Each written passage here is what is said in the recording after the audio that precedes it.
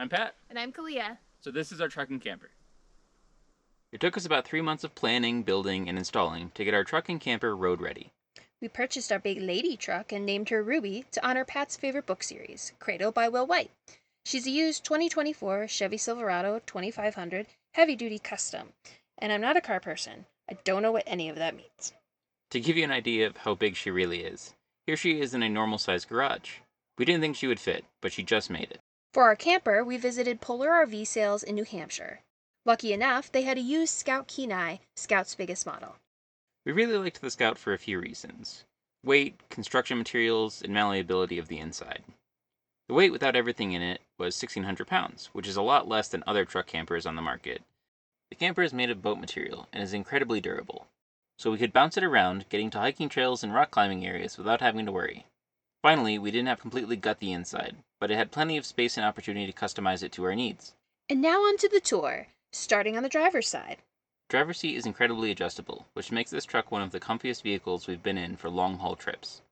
In the back, Pat ripped out the seats and built out customized storage shelves.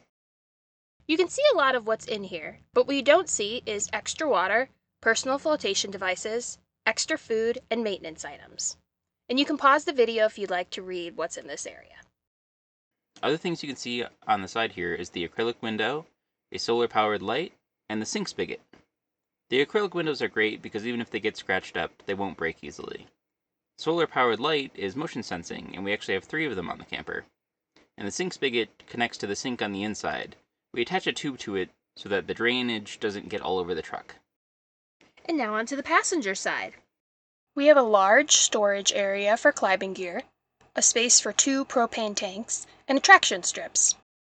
Moving to the back seat, we definitely fit a lot on this side as well, but we deliberately left enough room so the passenger can recline and nap while the other person is driving. You can pause the video if you'd like to read what's in this area. And now onto the back. So we have a big silver box here, which is our diesel heater, and man does it warm up our camper quick using such little diesel. The white boxes on the left are our Rotopacks, which have 2 gallons each of drinkable water, and 2 other openings at the bottom are access to water and waste containers for our toilet. We have 2 ladders, one to get into the camper and the other to get onto the roof. Now on to the inside. As you step up into the camper, there's a magnetic screen that automatically closes. This allows us to keep the door open to allow air in, but keep bugs out. If you look on the top left and right, you can see big black bags, which are our closets. We also have some hanging storage for items like our toiletry bags, belts, kitchen items, and walkie-talkies.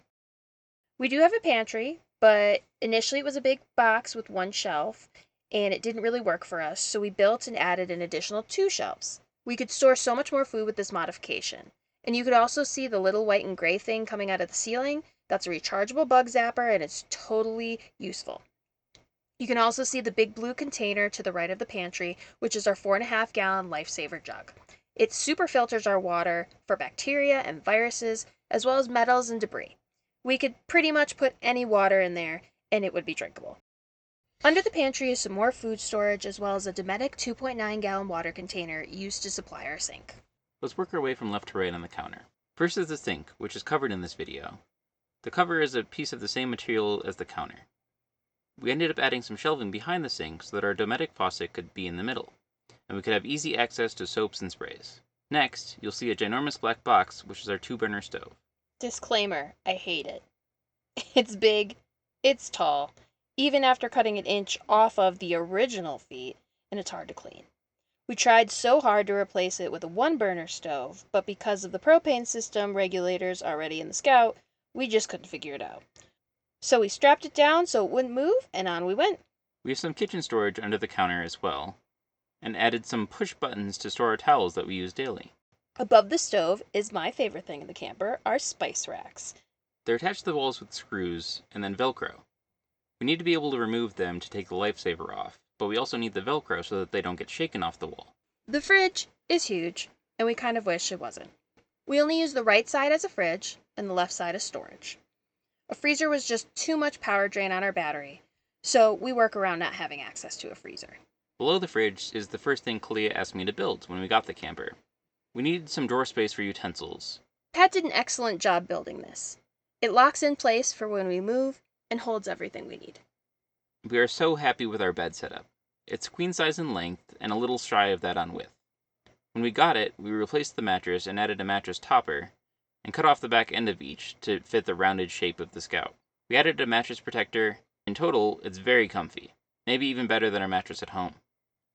You can see that there's also a skylight above our bed, which has a bug screen and privacy/darkness screen that can come from either side.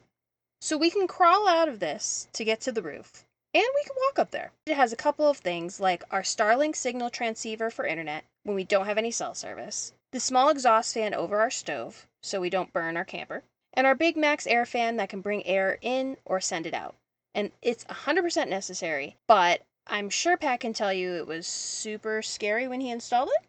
Drilling a hole in the roof was definitely one of the more exhilarating experiences with creating stuff for this camper. And coming back down from the roof, we have some mesh for bedside storage on the back wall, and we added string lights for nighttime. And here's what they look like in the daytime.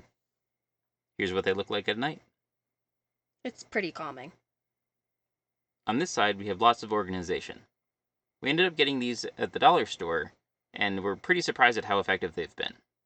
It's nice because they can completely close and are difficult to pop open when driving. We keep all of our easy access stuff in here, like electronic cords, pain relief, glasses cleaning items, dental and beauty items, emergency supplies, office supplies, and essential oil and nausea relief items. We also have our plug-in station to the left of those, for our phones and anything else we need to plug in. Then you see one of our windows. It also has a big screen and darkness privacy screen like the skylight. And it can be opened just a little in vent mode, or all the way out. All the cushions in the lounge area that you see were washed and foam hand cut and replaced. We also have a movable table, which is great to accommodate 2 or 3 people. We like this feature a lot because it helps when we play board games and we need a certain amount of space, and it also pops out and it can be placed in the gap below it to make a couch, aka couch mode, so you can lounge in here instead of sitting at a table. We also have some cube storage and shoe storage around the curtain, as well as a sheep pelt rug to keep our feet cozy at the table. Under the curtain, we have a Goal Zero lithium battery. We installed a car alternator charger so that it charges while we drive, and we can also attach solar panels from the top of the camper. But if we aren't in the sun, we have an extra solar panel that can be put out so that the sun hits those and we still get power even if the camper is in the shade. On the left with the silver door is our medicine and storage cabinet. The awesome thing about it is that the front is sheet metal, so we can put magnets on it from our trip. Next to the cabinet is another big storage space. Above it is our drying rack, which pulls out when we need to hang towels or laundry. And inside is storage for our hats, toiletry supplies, rain gear, and coats. Below the big cubby is a smaller one with mesh where we store our laundry to be washed. Underneath this table is our bathroom area. You can flip up the surface and it's magnetized to stay in place. Below it, we have a toilet with a manual flush and a black water tank. The gray material on top there is a shower curtain that we can use to set up for privacy for the toilet or for a shower. The shower curtain can also be set up around our shower pan, which is what is below this wooden floor mat. It can attach to a couple loops on the ceiling to create an enclosed area to take a shower using the Lifesaver container we showed earlier. So that's our setup. If you have any questions, feel free to comment. Otherwise, we'll see you in our next video. We'll leave you with Pat very happily driving Ruby. See ya! Bye!